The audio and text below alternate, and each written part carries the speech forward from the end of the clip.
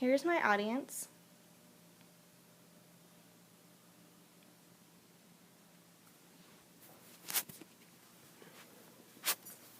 Good morning. When would you define when life begins? Is it when your fingernails form, when you take your first breath, or when your heart begins to beat? According to the National Life to Rights medical facts on their website, the first heartbeat in an unborn child begins 30 days after conception, and 10 days after that, the first measurable brainwaves are able to be seen. In my opinion, aborting an unborn child is the same as murdering a live human being. Today I would like to share with you some facts and try to persuade you to reconsider your stance on abortion.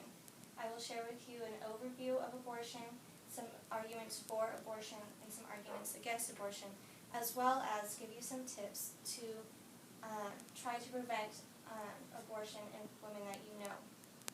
Merriam-Webster's dictionary definition is the termination of a pregnancy after, accompanied by, resulting in, or closely followed by the death of the embryo or fetus. According to Planned Parenthood, abortion is the safe and legal way to end pregnancy. According to Planned Parenthood, 1 out of 3 women will have an abortion by the time they're 45 years old. According to the National Right to Life organization, about 93% of abortions, induced abortions, are for non-medical reasons. What are some reasons that somebody might want to kill an innocent baby? The first is that some people don't actually believe that the unborn child is alive. Some would even call it an alien. Another reason is that people believe that it's the woman's body and she has the right to do what she wants with whatever is inside of her.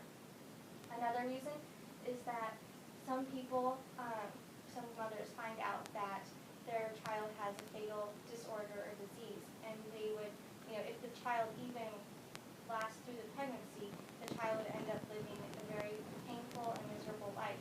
And so the mother can't, see her child live through that, and so they decide to abort the baby.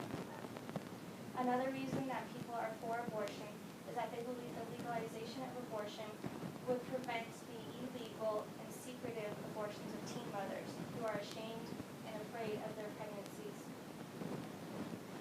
So those are some, fairly reasonable explanations for why someone would be for killing a baby. But what do the pro-life people have to say? James D. Agresti, who is the founder of the JustFacts.com organization, which is a nonprofit research program that looks for justifiable and verifiable facts, says that it would be scientifically inconsistent to assert that a child born at 24 weeks after fertilization is a human, while one in the womb at 32 weeks is not. They believe, pro-life people, believe that the unborn child inside the womb is alive. Another thing that the pro-life people and supporters say is that there are many different methods of abortion that can be very harmful to the child. One of these methods is the suction method, which dismembers the child in the womb. Another method is the dilatation and curettage method, which cuts the child up while they're inside the uterus.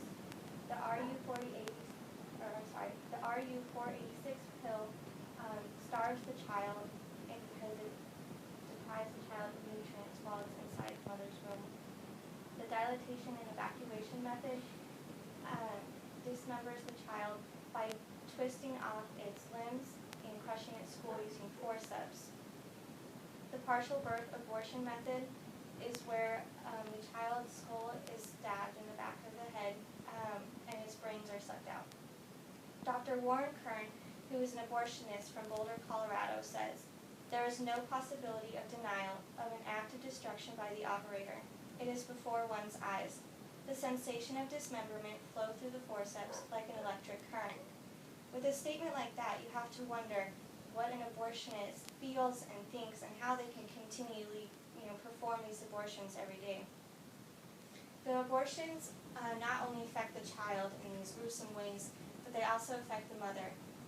several mothers experience physical effects from them, such as having future pregnancies compromised because of their previous abortions. These mothers also will have psychological effects, some of them experiencing feelings of depression and guilt for the rest of their lives. According to justfacts.com, which is James Agresty's site, there are 90% of all human parts that an adult human would have are present in the child at 9 weeks. And at 18 weeks, the unborn child is able to feel pain, and because all of its sensory neurons are present throughout its skin cells and mucous membranes. So, and yet, people still, have abortions all the way up through birth. So how can you make sure that these innocent children don't die? There's 3 main things that you can do. The first is to be informed and to know your opinion and know how to defend your stance. The second is to be there and support your friends and family who are going through a difficult and unwanted pregnancy, and let them know that there are other options like adoption and foster care. The final reason is you could join an activist group and be there to inform those pregnant women that of their other options, and let them know all the information that they should know before going through with the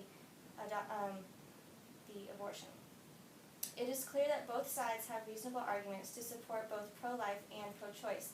However, nothing can cover up the fact that the fetus a woman decides to abort is a live, innocent human life. People get upset about AIDS killing innocent young children in Africa, but why aren't more people getting upset that these mothers are killing their own child? Remember when I said that 93% of women's abortions happen for non-medical reasons? That statistic is way too high, and we need to stand up for those babies whose mothers would rather murder them than go through, making some kind of life change, in order to support that child. We need to be the voices for those unheard and those unborn. Thank you.